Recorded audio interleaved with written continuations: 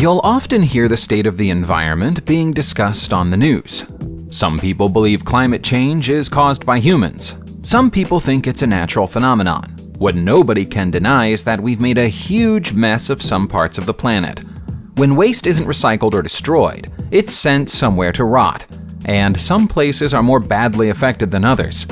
These are the most polluted locations in the world. Accra is the capital city of Ghana. In modern Africa, you generally expect a capital city to be clean, technologically advanced, and prosperous. There's plenty of technology in Accra, but the city is not prospering. Inside Accra is the dumping ground of Agbogbloshie. It's the single largest dumping ground for electronic goods anywhere in the world. This is where all your old computers go when you don't find a way to dispose of them safely.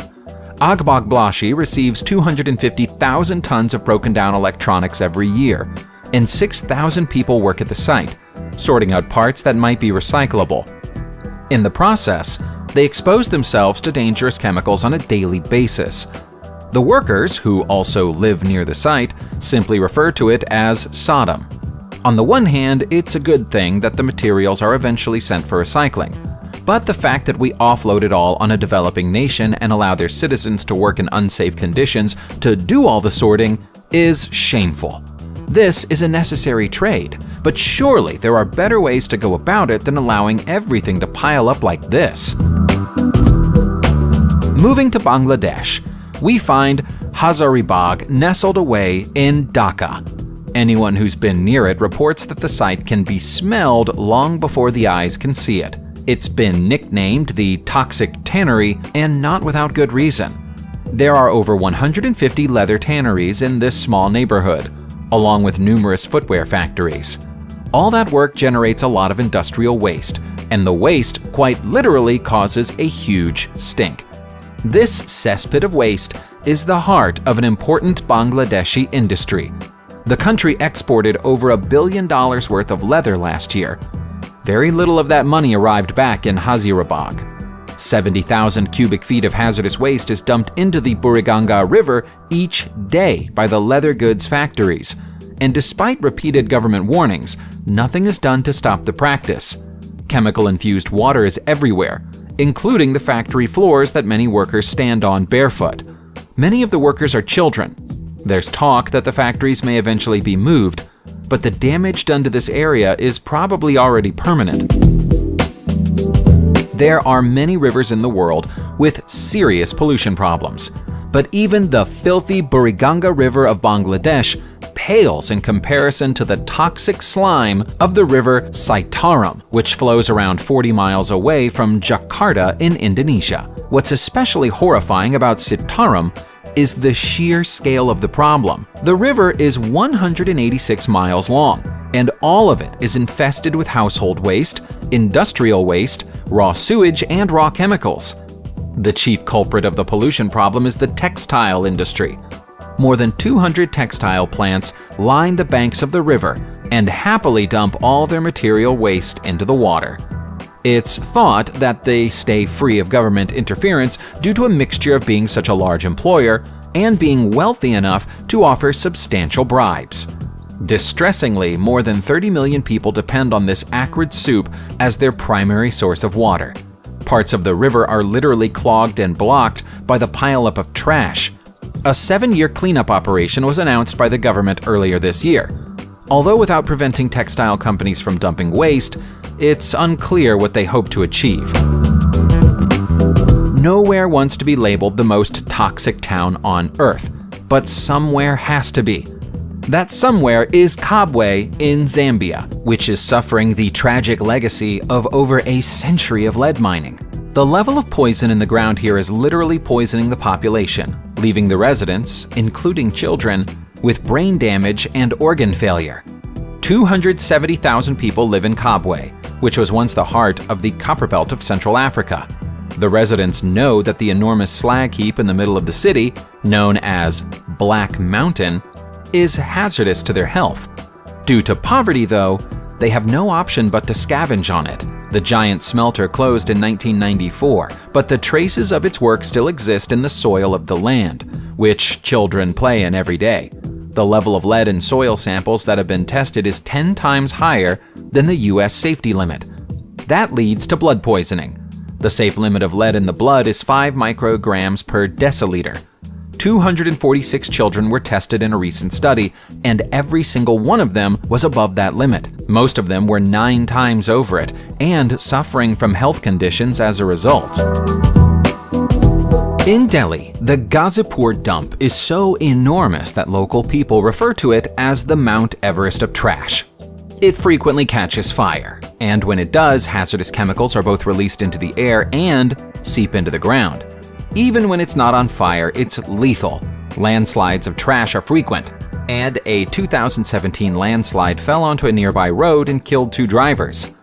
At the time of writing, the mountain is 213 feet high and is still growing. Somewhere between 2 and 2,500 tons of waste are added to the pile each day. Over the course of a year, that's an additional 33 feet in height.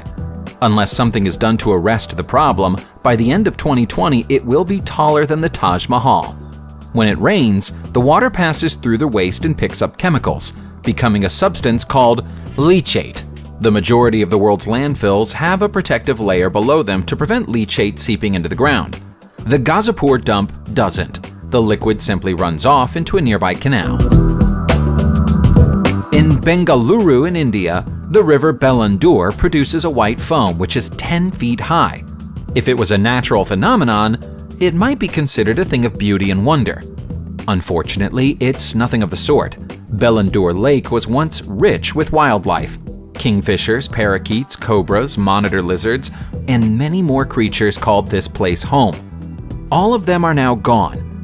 Simple urbanization is to blame for this situation. Housing societies have allowed untreated sewage to enter the lake for years, and some nearby industries even use it as a dumping ground for solid waste. Because some of the dumped materials include industrial chemicals, the surface of the lake frequently catches fire. Solving the problem is proving to be complicated. Multiple different agencies have some form of jurisdiction over the lake, and all of them would prefer one of the others to take responsibility for cleaning it up.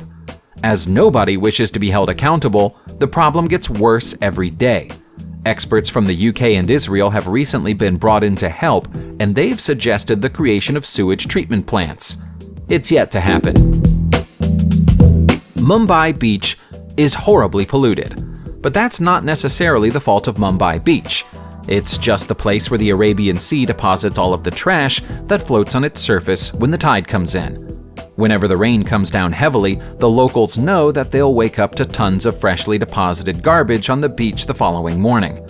The government has imposed a ban on plastic waste, which addresses some of the problems of new waste products entering the sea from the shore, but doesn't solve the problem of the waste that's already in the water.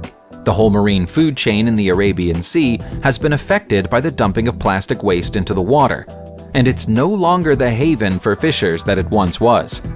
India's commitment to dealing with the issue leaves a lot to be desired. In 2017, they rejected a United Nations resolution that would have set targets for the reduction of plastic usage in member states. The city of Detroit in Michigan, USA, was once the beating heart of the country's motor industry. That industry has been ravaged in recent years, and now Detroit is a shell of what it used to be. It's found another use in the years since industry slowed, though. It's becoming a giant trash dump, with people living in the middle of it. The southwest of Detroit, in particular, has a huge dumping problem. It's surrounded by 3 highways, making it easy for companies to come here and offload their waste. And it also hosts a coal plant, a gas-fired power plant, a steel mill, an oil refinery, and a wastewater treatment plant. That's a lot of different ways for pollution to happen, compressed into a comparatively small space. The recent decision to start work on the Gordie Howe Bridge also hasn't set well with residents, some of whom complain that the construction work is contaminating the air so badly that the whole area is permanently clouded by a foul stench. The smell isn't helped much by emissions of sulfur dioxide by the neighboring oil refineries. During summer, the locals simply have to hope that the wind doesn't blow in their direction. Returning to India, we find the River Ganges. This is a site of almost unparalleled holy importance and provides water to an astonishing 1/10 of the world's population. That should be an excellent reason to ensure that it's kept clean and safe, but it hasn't been. For centuries, the deceased have been cremated on the riverfront steps which lead to the Ganges, known as the Ghats. 30,000 bodies are disposed of this way each year, but the ceremony has become too expensive for poorer residents. Many of them now simply dump the bodies of the deceased into the water. As India has grown, hundreds of industries have spawned along the bank of the Ganges and started releasing waste into the water. The amount of waste the Ganges is subjected to has doubled since the year 2000. It will likely double again by 2040. Leather tanneries are particularly bad offenders, with the toxins they release making the water unfit for human consumption, or even human contact. Because it's a holy river, though, many still bathe in it regardless. To see the scale of air pollution in Linfen, China is truly shocking. So perhaps it's for the best that you can barely see it at all.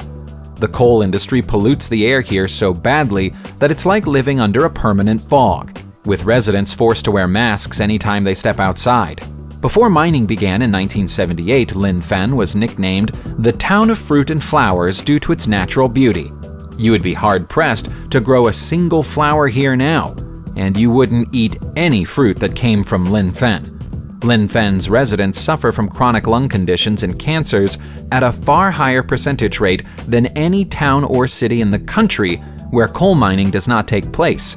Scientists believe that spending a day outdoors is equivalent to smoking 60 cigarettes. The sun cannot fully penetrate the clouds, which makes the town ashen gray during the day and absolutely black at night. Much of the mining that's done here is conducted on a private basis, which allows the operators to avoid government regulations.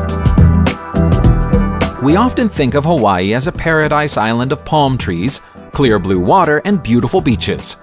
For the most part, it lives up to that description, but there are unpleasant exceptions. Camilo Point is the worst of the exceptions.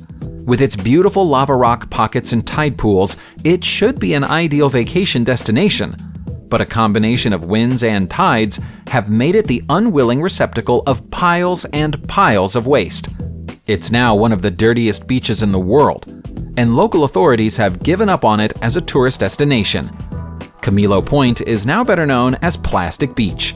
The waste is largely made up of little things that people throw away: water bottles, cigarette lighters, plastic straws, and other household disposables. The Hawaii Wildlife Fund's last attempt to clean it up resulted in 15,000 pounds of waste being bagged, tagged, and dragged away, but it was soon replaced with more. The bulk of the waste is washed up here from the Great Pacific Garbage Patch, which ought to be a scar on the conscience of the civilized world.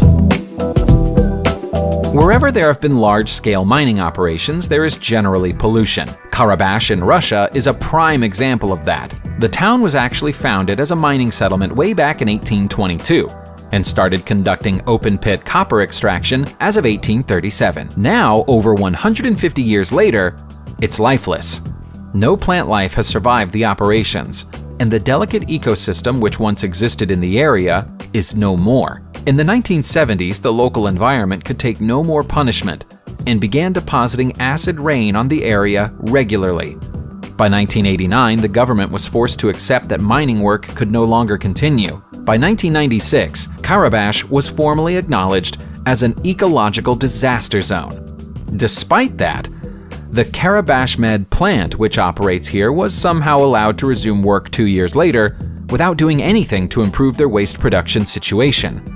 That resulted in a colossal emission of sulfuric gas in 2004, which came back down as heavy acid rain and scorched the earth. Nothing grows in Karabakh now, and nothing may ever grow there again. Subscribe to the channel, turn on the notification bell, and enjoy watching new videos on my channel. Thanks for watching, and see you soon!